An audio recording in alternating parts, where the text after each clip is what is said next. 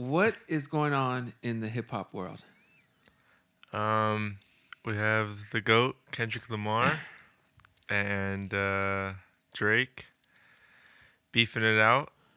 And at this point in time, I personally think the beef is over. It's over. I think it's over. Why do you think it's over? I mean, Drake was the last one to respond, and in that song, he kind of just is defending himself the whole time of like the allegations and everything else, Okay, saying let's rewind. How did this whole thing start? like officially like the battle. Just in general, how do we have two huge hip hop artists, probably the two biggest hip hop artists of the last decade, in Drake and Kendrick Lamar? How do we have them fighting at this level? Because to me, it's reminiscent of Pac and Biggie. Um, I mean, popular wise, yeah, it probably is, but I would say if J. Cole was in it, then it would be more like Pac and Biggie. But um, Kendrick has been kind of vocal about his distaste for Drake for some time now, at least 13 years with Look Out for Detox, one of his first songs with Dr. Dre. He has a line about Drake on that.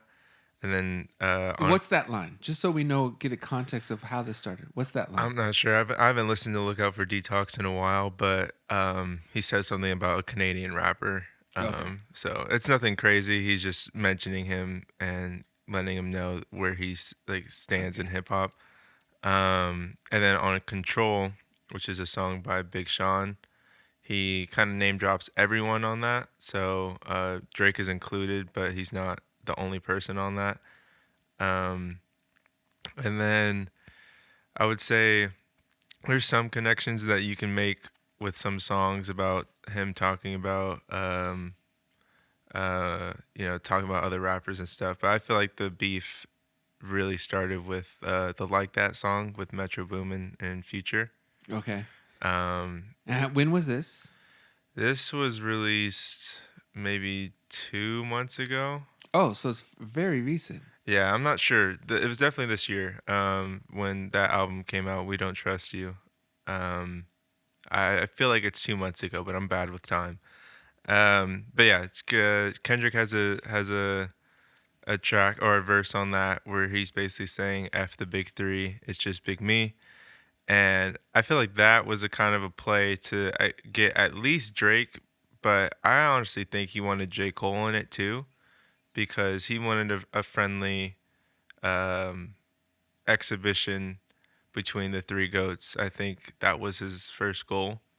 Because and we're thinking this because Kendrick is the probably the best lyricist of the three, Mhm. hands down, and he probably knew that if it got to that kind of a freestyle rap vibe, that he would show and showcase his skills as the best. Yeah, and again, I think he wanted J. Cole on that because that's the only real competition in the rap battle for him. That's the only rapper I feel that can go. Now, what is it against Drake that you have? Why do you not give him that same respect? Um, I mean, Drake, technically he can rap. Like he's shown us that he can rap, but now it's questionable if he's even writing any of the stuff he's rapping. I Um, heard his last song, which is Heart. yeah, the Heart Part Six, the Nuh-uh Part It Six. just seems like he's talking and just trying to reason, and it seems like he's explaining himself or Yeah, explaining. It doesn't seem like he's engaging in rapping anymore. yeah. I mean, I feel like he still had some bars on that song, but yeah, I mean that's Drake's style. It's not gonna really make you feel like something, like when Kendrick raps, it's making you feel something, like something he's stirring up something inside you. And when Drake raps, it's more of like, oh, this is a good song. Like this is all the elements of music coming together to make a good song. It's not really the highlight of his raps that Does it make feel the. superficial? Oh yeah, I mean he's rapping about stuff that he's never experienced, which is like, that's why Kendrick calls him a habitual liar. So that's another thing too. Is like you're rapping about stuff that people resonate with just to get streams and money. So When for Drake, it feels like it's a popularity. oh yeah, It's just for Drake, it's 100% money and fame. well for me. Uh, I've obviously listened to both Drake and Kendrick. I like them both. I think Hmm. they're very talented artists, both of them. But in one of the recent songs, I don't know if it was Family Matters, but he took a dig at Uncle Michael. I didn't appreciate as a Hmm. nephew, but what I didn't like, even if I wasn't in the family, is you always talking about how he's, a legend and how you respect him. You even have a duet with him posthumously um, on your record, and you flash all that just to take a dig at him in a rap battle with a peer was didn't sit right with me, especially Hmm. at a dig that's not even the truth. Uh, you know, Well, that's his specialty. and it just felt like a friend backstabbing you. You know what I Yeah. mean? Even though Uncle Michael and Drake were never, on that kind of a term, it's just for me it was it diminished a bit of what I felt about him because it's like, it's like if I'm praising someone so much and then we'll take a hard stab at them as a person and lie about them. Yeah. It just seems like it was just for commercial gain, and he felt like he was using Uncle Michael to me. So that's the only like real input I have on this. Besides, truthfully, I'm digging a lot of Kendrick songs, and so is the world, Oh yeah. because Not Like Us, I think is number one now. Hmm. And what's interesting is rap in a sense needed this because rap's been losing their grip on the number one slot for music for the last year and a half. Hmm. Country and pop and Latin music has really um, risen in the last recent 16 months, 18 months.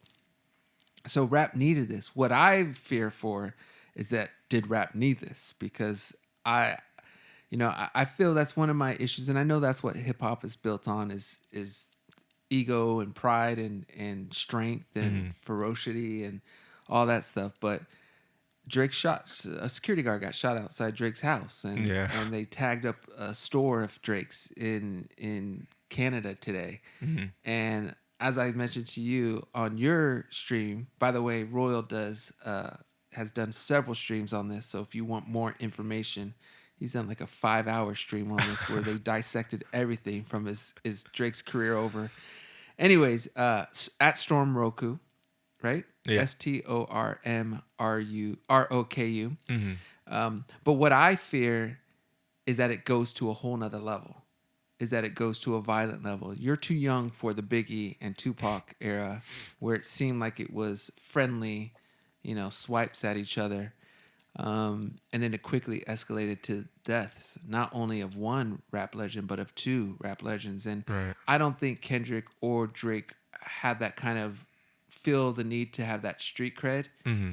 as much as Biggie and or as much as Tupac did, but fans are fans, and there's people who listen and really identify with each of those artists that could take things personal, and I just don't want to see it escalate to something violent because once that happens, it's a slippery slope. If something happens to a Drake family member, people will try to retaliate on Kendrick, just Hmm. assuming he has something to do with it, and it can get ugly quick. So for me, that's why I'm not like feeling the beef too much.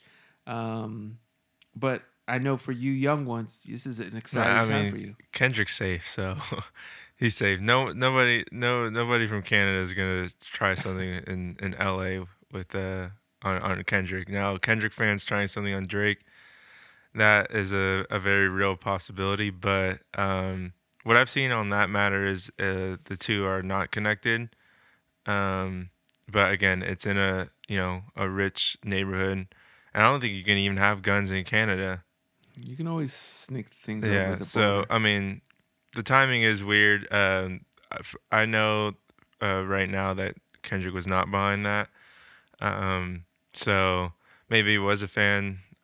We don't know yet, but I don't think it'll get to that level. I'm honestly surprised it got to um, that incident, but I don't know. I feel like hip hop is a lot different now because of social media and these rappers always being in the light now, and I just don't think that's part of the culture, at least with these two anymore. Now, if it was like NBA YoungBoy and YNW Melly or someone else, then yeah, I could very well get to that level. But I don't think with these massive names that is the route that fans are gonna take. Questlove, who is someone I think is a great voice in not only R&B and hip hop, but in not only in black culture, but in just pop culture. Hmm. He said, "Nobody won the war. This wasn't about skill. This was a wrestling match level mudslinging and takedown by any means necessary.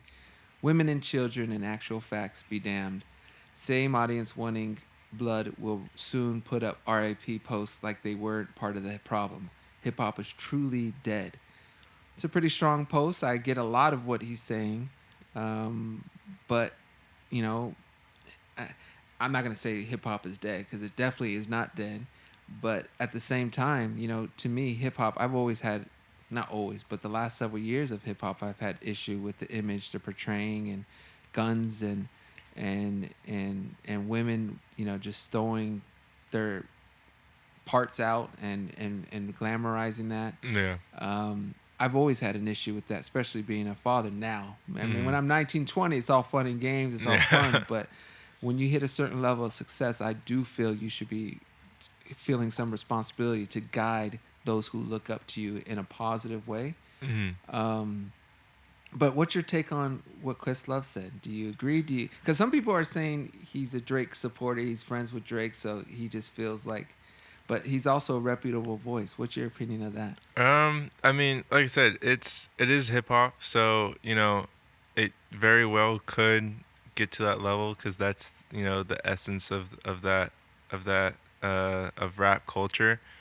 And it's happened before, but again, I think with the whole Biggie and Tupac thing, they were real about it. They were two, um, people from the streets or whatever are in the streets constantly, and I feel like that has uh,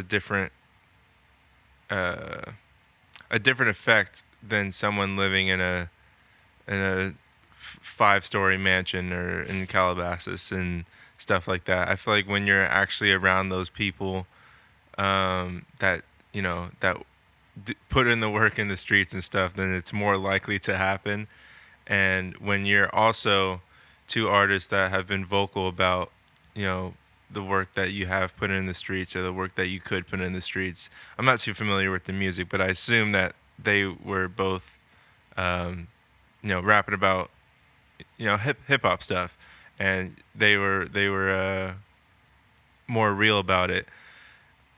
That makes sense. I feel like Kendrick talking about struggle his whole career, and Drake kind of making pop music and not really taking that violence to his music is the difference here. They're not you know killers. People killers don't really listen to Kendrick. Killers don't really listen to Drake. So you feel the violence that was the worst of the violence, and Yeah, and we still have to see like what that situation was all about and who did it and like what was their reasoning and stuff. But yeah, I don't think it'll go any further than that. well, I hope the future of hip hop's a more peaceful one that talks about high learning and improving our culture more than anything. How it originated.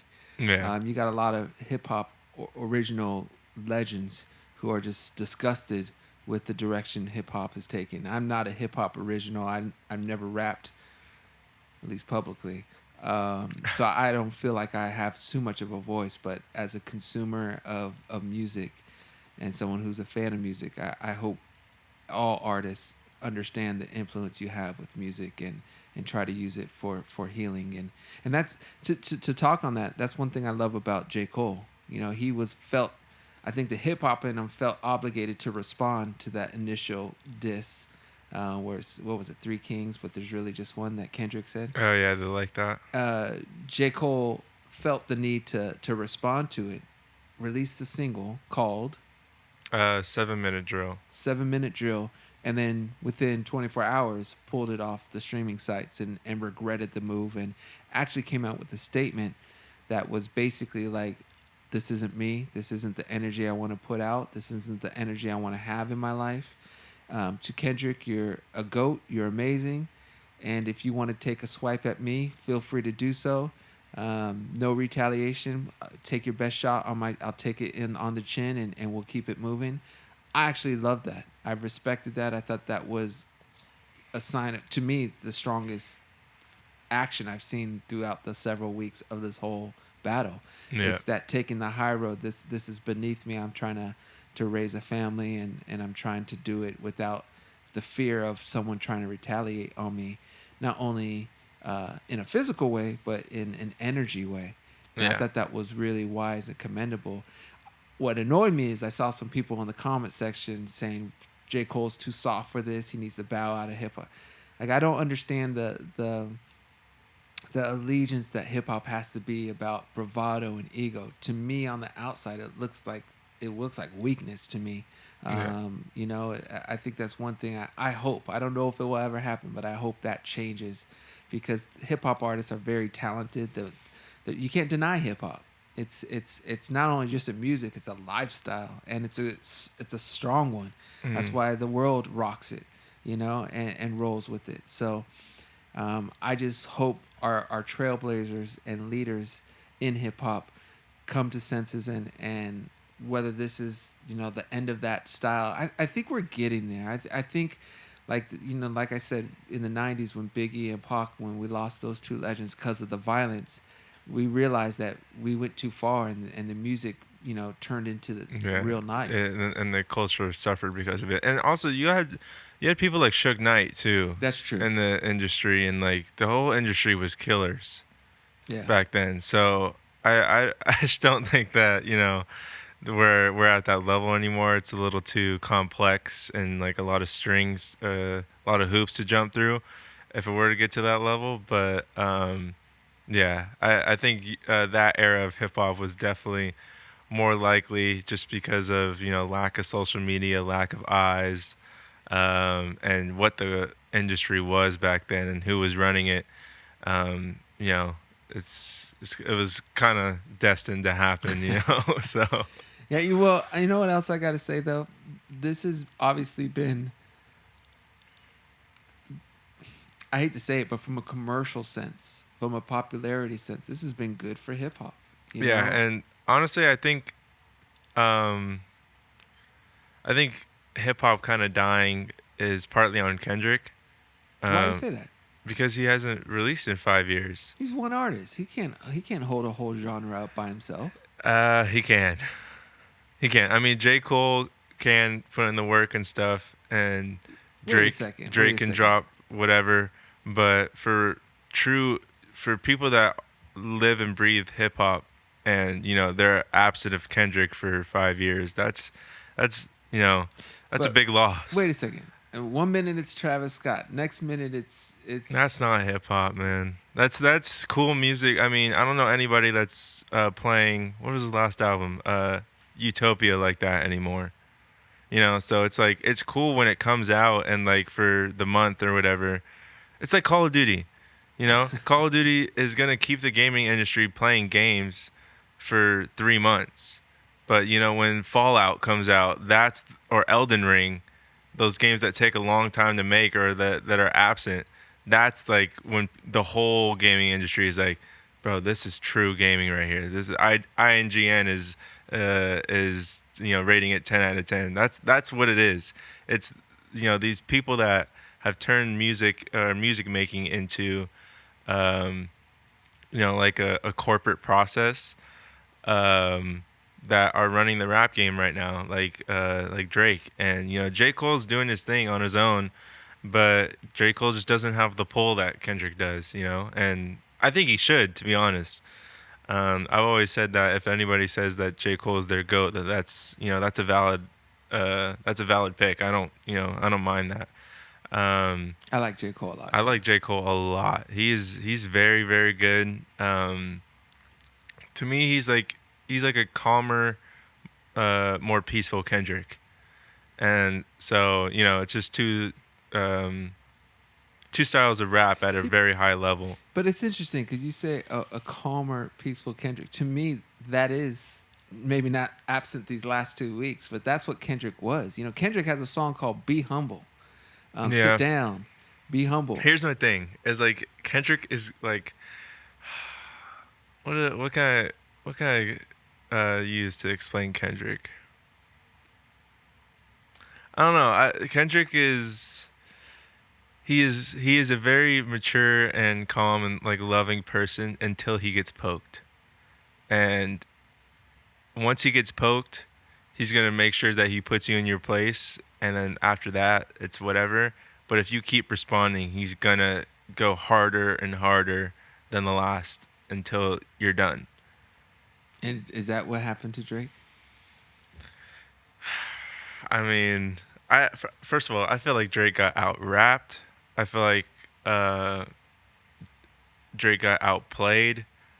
Um, I think he got beat on pretty much every level there is to get beat in a rap battle. Um, I think he did some damage to himself, a lot of damage to himself that In made. what way? I mean the whole tailor-made freestyle with the Tupac and Snoop Dogg AI, like that was lame. That was lame. It And was then lame. like calling Taylor Swift the biggest gangster. That's That's that's. just Remember when I was lame, telling bro. you there was something where he was kissing up to Taylor Swift? Yeah. And I mean you see it on TikTok where it's like You remember I was like I couldn't think of what it was. That's what it was. Why are you calling Taylor Swift the biggest game? To me, that's probably my biggest issue with him. It's like he's a kiss up. yeah, he knows how to he's like the teacher's assistant. He knows how to put himself in a powerful position and like persuade people and just like kind of get people on his side. He knows how to play like that high ground game where he's like he sounds like he's not really caring about the battle when he's rapping, and he does these little tricks that make people think that he's winning. Yeah, but I, But I think anyone who follows hip hop and the yeah, culture of hip hop and lives the culture of hip hop, they can't take that. You can't be talking about Taylor Swift in a rap battle yeah, and be praising her out of left field. It. I guess you can. You could do whatever you want, but there's going to be repercussions in a rap battle when you're doing that yeah, with and no real reasoning. It ain't like that's his sister. It ain't like they're both Canadian. It ain't like yeah, that they're So I didn't understand that, and it felt like he just kisses up to the pop culture and the majors and the big press yeah, and that's not how hip hop, for me, as I understand it, that's not how hip hop lives and breathes and moves. yeah. Hip hop's about authenticity and realness. And I get it. Now, do you think Drake stained his career at all? With this beef, Yeah, in the last month, has Drake yeah, hurt his legacy? yes. In what way? I know people that have completely taken off his music from their playlists, and honestly, I gotta that's a decision I gotta come to myself. Because he, like I said, he does make great music. You can't take that away from him. But um, this is the first time that I saw all the. I knew about Millie Bobby Brown, but I thought that was the only incidents. I didn't know there was a bunch others. So this whole beef kind of taught me a lot about Drake, and um, So, I so it's not necessarily the fact that he lost this no, battle. It's no. the information that came out that bothered you. Yeah, I think the losing because he lost to Pusha T too, so it's like I don't think his fans really care about that. They're not real. They're not fans of hip hop. They're fans of the Certified Lover Boy albums he makes and like the occasional rap song he drops. So that's why they're not gonna care because they still ride with Drake. They don't care about the videos. They don't care about any of that stuff. So but yeah, his legacy. just from the whole beef as a whole is definitely hurt. It's not really hurt from losing because, I mean, you're going against Kendrick Lamar. Like everyone, mostly everyone knew you were gonna lose. Um, it's more of what came out about him and how Kendrick kind of resurfaced all of the stuff that people forget about because stuff comes out about celebrities all the time, and people just like talk about it for a week and then they move on. Yeah. So then that's why I don't really agree with people saying Kendrick already said everything that's been all over Twitter and like that's everything people have already said before. He's like, yeah, well, he has to say it again because you guys like don't care. Like you guys are still supporting this guy. So like, yeah, he's gonna say it again. So yeah, his legacy's definitely hurt for sure. Maybe not in the commercial sense, but in the real hip hop and the critical and the respect aspect, definitely hurt. Yeah, it's. I mean, it might even be hurt in the commercial sense. I mean, we're gonna see when his next album drops or his next single or whatever his next project. We'll see the impact that this has had, but um, yeah, I wouldn't be surprised if his numbers drop significantly. And the Heart Part 6, when 2 days after it dropped, had like 1 million dislikes Wow. on YouTube. So yeah. You know what it is too, on a lot of the Kendrick videos of the new songs. It's Mhm. so commendable to Kendrick. So this is why you're the GOAT. Go easy on him. On Drake's too. But on Drake's, I'm seeing praise for Kendrick, That's what I'm saying. Like, not even praise for Drake. yeah. Yeah, and again, that's just the ego. Drake should know that this is your game is the rap skills. You're a Pulitzer Prize winner. You write all your stuff on your own. I write stuff with other writers. I make pop music. He should have known not to get in that battle. Yeah. But I feel Oh yeah. the ego is always the And enemy.